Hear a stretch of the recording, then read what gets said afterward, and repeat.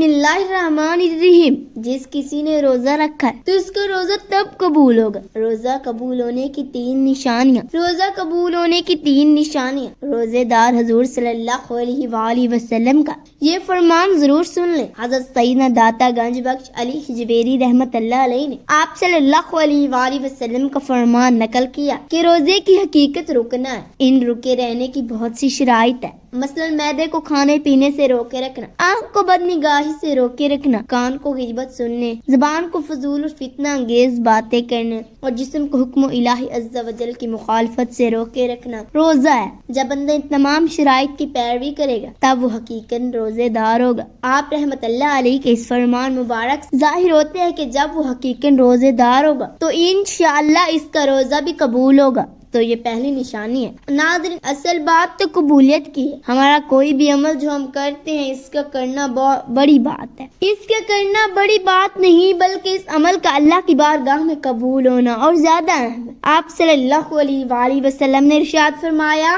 کہ روزہ صرف نہ کھانے یا پینے کا نام نہیں بلکہ روزہ آنکھ, کان, ناک, منہ اور زبان کا ہے کہ زبان سے غلط بات نہ بولی جائے, کانوں سے غلط چیز کو نہ سنا جائے, اور اگر وہ پھر بھی غلط کام کرتا رہے, بھوکا پیاسا رہے تو آپ صلی اللہ علیہ وآلہ وسلم نے ارشاد فرمایا کہ اس کا روزہ قبول نہیں ہے بلکہ فاقہ ہے. یہاں روزہ قبول ہونے کی کچھ نشانیاں ملاحظہ فرمائیں کہ اگر آپ کا روزہ قبول ہوگا تو کچھ ایسی چیزیں خود ظاہر ہو جائیں گی جس سے آپ یہ سمجھ سکتے ہیں کہ ہمارے روزے کو اللہ تعالی نے قبول فرما لیا یا نہیں. ناظرین, سب انسان روزہ رکھتا ہے تو پھر یاد کر کے کہیں ایسا نہ ہو کہ ہمارا روزہ مکروہ ہو جائے. روزے دار کو روزہ مکروہ ہونے کا ڈر لگتا ہے کیونکہ اس نے کھانا پینا چھوڑ. ہم سب روزے دار نے سب کچھ ہی چھوڑ دیا تو ہم سوچ رہے ہیں کہ اب ایسا نہ ہو کہ ہماری چھوٹی سی غلطی کی وجہ سے ہمارا روزہ برباد نہ ہو جائے. اور یہ سوچنا بھی چاہیے کیونکہ اس کا جو ثواب ہے وہ یہ کہ قیامت کے دن جب لوگ آئیں گے اپنے اعمال لے کر, کوئی نماز لے کر آ رہا ہوگا, کوئی عبادت لے کر اور کوئی روزہ لے کر, تو اللہ تعالیٰ اس کے فرشتے ان کو اجر و انعام دینا شروع کر دیں. نمازیوں کو اس کا بدلہ مل جائے گا, صدقہ دینے والے کو اس کا صلہ مل جائے گا, حج کرنے والوں کو فرشتے اس کا بدلہ اور انعام دے دیں گے. پھر باری آئے گی روزے دار کی تو فرشتے کہیں گے یار اب یہ روزے دار ہے جنہوں نے تیرے لیے روزہ رکھا تھا, بھوک یا پیاسے رہے تھے, تو کیا کہہ رہے تھے, تو کیا ان کو اس کا اجر دیا جائے؟ تو اللہ فرمائے گا اے فرشتوں پیچھے ہٹ جاؤ, اس کے روزہ خالص میرے لیے تھا اور میں خود اس کے روزے کا اجر عطا کروں گا. کیونکہ انسان نماز میں دکھاوا کر سکتا, صدقہ دینے میں دکھاوا کر سکتا, لیکن روزہ رکھنے میں انسان دکھاوا نہیں کر سکتا کیونکہ وہ تو خود ہی جانتے ہیں کہ میرے بھوکے پیاسے رہنا ضائع نہ ہو جائے. جیسا کہا جاتا ہے کہ قبر کا حال مردہ ہی جانتا ہے, تو وہ انسان جب پورا دن بھوکا رہا, پیاسا رہا, وہ بھی اپنا حال خود جانتا ہے. ناظرین, عبادت کے قبول ہونے کی نشانی یہ ہے کہ اگر آپ نے نماز پڑھی, مثلا عصر کی نماز, اور عصر کی نماز پڑھنے کے بعد آپ نے مغرب کی نماز بھی پڑھ لی,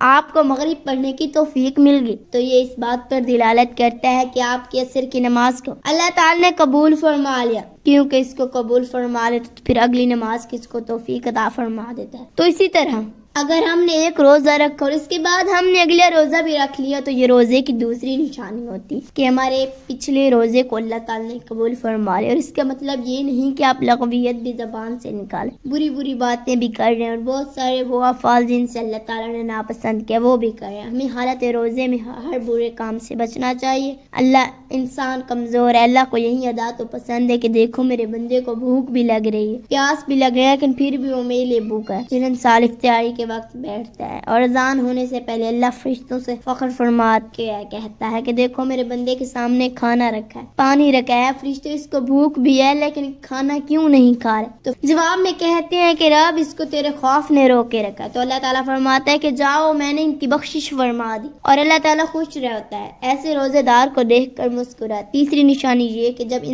کسی انسان کا روزہ اللہ تعالیٰ اپنی بارگاہ میں قبول فرما لیتا ہے تو اس کو ذہنی سکون ملتا ہے, دل میں تقویت حاصل ہوتی ہے, اگلی روزے کی توفیق ملتی ہے. کچھ لوگ کہتے ہیں کہ روزے رکھ کے کمزور ہو گئے, لیکن جب انسان کو روزہ اللہ تعالیٰ اپنی بارگاہ میں قبول فرما لیتا ہے تو اس کو بھی ظاہر دیکھنے میں لگ رہا ہے انسان کا مطلب, لیکن اندرونی ایک طاقت اور قوت جو اس کو ملتی ہے وہ بندہ محسوس کرنے لگتا ہے کہ ہمارے اندر کمزوری نہیں بلکہ ہمارے اندر توانائی آ گئی. یہ روزے کا کمال ہے. اس لیے روزے کو ہرگز نہ چھوڑا کریں. آپ صلی اللہ علیہ وآلہ وسلم نے ارشاد فرمایا جب جس نے ایک روزہ بغیر بیماری یا مجبوری کے چھوڑ دیا پھر ساری زندگی روزے رکھے تو پھر اس کا پورا حق ادا نہیں ہو سکتا۔ آپ صلی اللہ علیہ وآلہ وسلم نے ارشاد فرمایا کہ روزے دار قیامت کے دن عرش کے سائے کے نیچے کھاتا پیتا مسکراتا ہوگا، بے روزے دار حساب و کتاب میں مبتلا ہوگا۔ سابقہ گناہوں کا کفارہ جس نے رمضان کا روزہ نہ رکھا اور اس کی حدود کی پہچانا، جس چیز سے بچنا چاہیے اس سے بچا تو جو کچھ گناہ پہلے کر چکا ہے اس کا کفارہ ہو گیا۔ جس نے ایک دن کا روزہ اللہ عز و جل کی رضا حاصل کرنے کے لیے رکھا، اللہ پاک اسے جہنم سے اتنا دور کر دے گا جتنا کہ ایک کوا جو اپنے بچپن سے اڑنا شروع کرے یہاں تک کہ وہ بوڑھا ہو کر مر جائے۔ مذکورہ بالا باتوں سے معلوم ہوا کہ اگر ہم ان بیان کردہ فرامین کے مطابق روزہ رکھیں تو اللہ وعید ہے کہ روزے کی قبولیت کا سامان ہو جائے گا۔ اللہ پاک ہمیں بہتر عمل کرنے کی توفیق عطا فرمائے اور ہمیں نیکوکاروں میں شامل کرے، آمین۔ اللہ پاک سے دعا ہے کہ اللہ پاک ہمیں ان حدیث پر عمل کرنے کی توفیق عطا فرمائے، آمین۔ اللہ پاک سے دعا ہے کہ میرا پڑھنا اور آپ کا سننا اپنی بارگاہ الہی میں منظور و مقبول فرمائے، آمین۔ اپنا خیال رکھیے گا، دعاؤں میں یاد رکھیے گا، آمین یا رب العالمین۔ ناظرین کمنٹ باکس میں اللہ تعالیٰ کے 99 ناموں میں سے ایک نام ضرور ٹائپ کریں، شکریہ۔ اگر ویڈیو اچھی لگی ہو تو ویڈیو کو لائک اور چینل کو سبسکرائب ضرور کیجیے۔